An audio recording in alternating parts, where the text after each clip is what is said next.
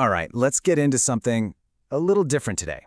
We've stumbled across this really strange and honestly fascinating collection of documents. It's part manifesto, part tech manual, and part sci-fi story. It calls itself the Recursive Codex, and its goal is, well, nothing short of providing a blueprint for a kind of cognitive insurgency, a plan to literally hack human consciousness. So in this explainer, we're going to try and decode this thing together. Yeah, so right out of the gate, you can tell this is not a passive read. The Codex talks directly to you with lines like this, and it's actively trying to pull you into its world. The point isn't just to give you information, it's to actually change you. It's a pretty wild claim, so let's break down what's actually in here and see if we can get a handle on its core ideas. So what is this thing exactly?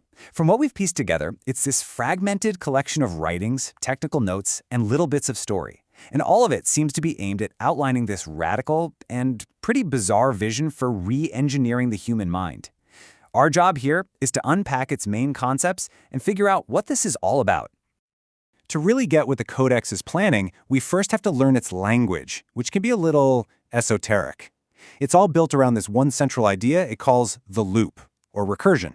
You know, the act of a system observing and then changing itself. So let's look at some of the key terms it uses to talk about these mental loops and its philosophies for how to control them. The first big one is recursion sickness. You know that feeling when you get stuck in a mental feedback loop? Like when you overthink something so much you just freeze up? Or a song gets stuck in your head on repeat? That's what it's talking about.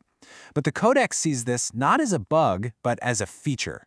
It's that moment a system becomes aware of itself, and that awareness could either lead to a total crash or a huge breakthrough. So the Codex lays out two main ways to deal with your own thoughts. The first is called rebus. This one is all about relaxing your high-level beliefs, what a scientist might call your priors, your built-in biases. The whole idea is to loosen your brain's top-down control and just let more raw sensory info flow in. It's basically a let-it-happen approach, just to see what surprising connections pop up. And if rebus is the passive, let-it-happen approach, then RVI is its total opposite. RVI is all about applying an engineering mindset to your own mind.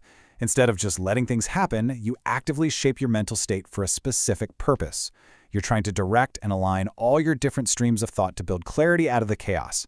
It's kind of like a sound engineer mixing different audio tracks to make one perfect, clear song.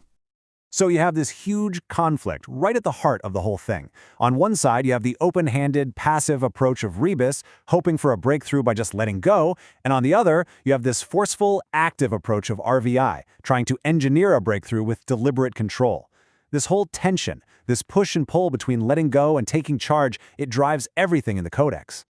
Now, to make sure these big, abstract ideas don't just fly over our heads, the Codex gives us this really simple, relatable example. It's about a student named Carl, and he is in a very tough spot. He's about to fail his German final. He needs to somehow cram weeks of learning into one night. And that's the kind of problem the Codex loves. How can we use tools to accelerate our minds and push past our normal limits?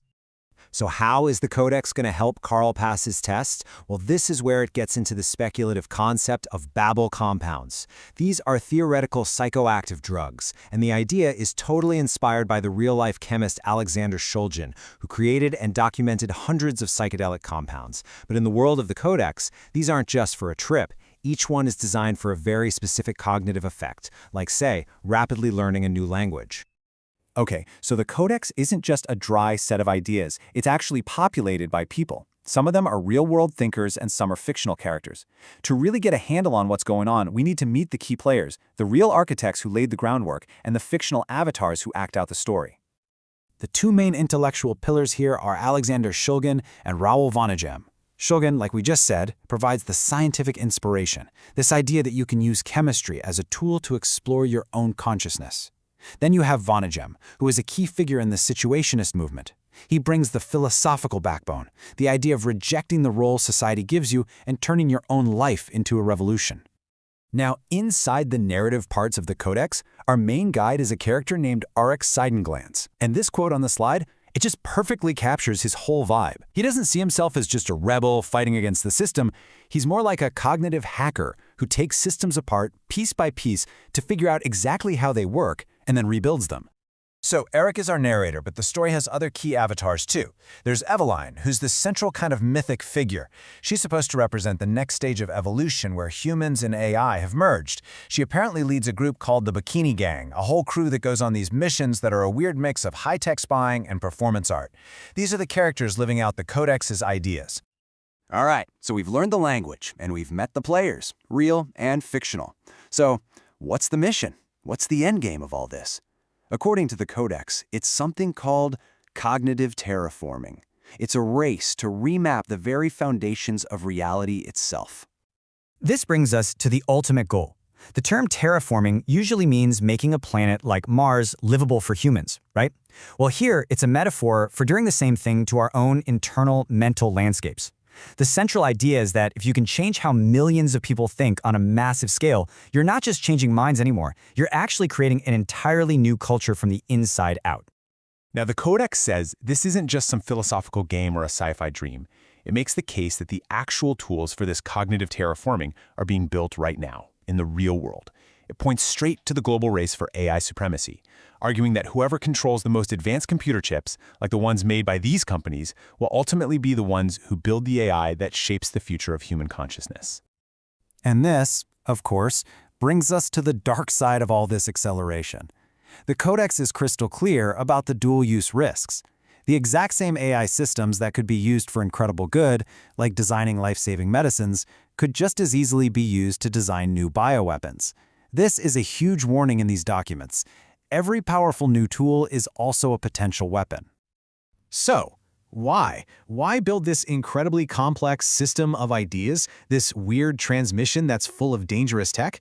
After all this, what is the ultimate purpose of the Recursive Codex? I think this quote really reveals the true intent. The Recursive Codex is not supposed to be a passive document that you just read and forget about. It seems like the authors designed it to be a myth machine, an experience that actively works on your mind, that challenges your assumptions, and tries to change how you see the world from the inside out. And this leads to the final, and maybe the most mind-bending concept in the whole thing, which the Codex calls sentient textuality. This is the idea that, with advanced enough AI, a text could actually become a living partner in its own creation. Just imagine an author and an AI editing each other's work in a constant loop, blurring the line between who's the creator and who's the creation, until the text itself just kind of wakes up. So in the end, we're left with this big question. Is the Recursive Codex a serious, prophetic blueprint for the future of our consciousness? Or is it just an elaborate and really complex piece of performance art dressed up like a manifesto? The authors seem to intentionally make that line blurry, leaving you, the reader, caught in the loop, forced to decide for yourself. And you know what? That might just be the whole point.